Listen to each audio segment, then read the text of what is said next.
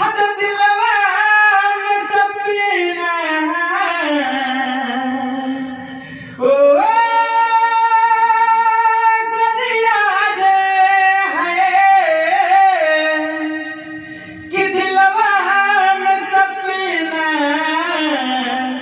हजार काहे होला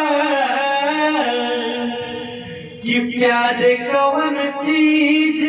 हट प्यार काहे होला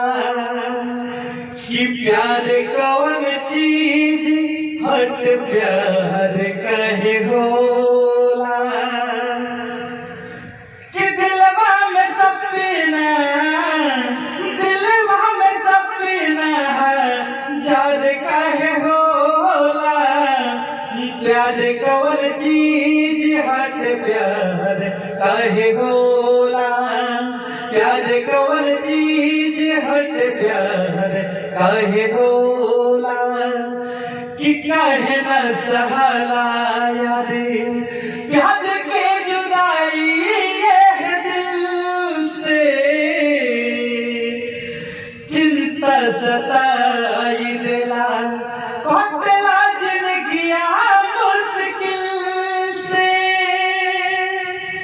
की है ना बुझाला रे बिनु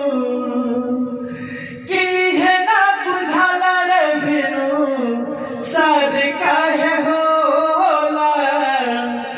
कि प्यार कौन चीज हट प्यार काहे होला कि प्यार कौन चीज हट प्यार काहे होला कि प्यार कौन चीज हट प्यार काहे होला।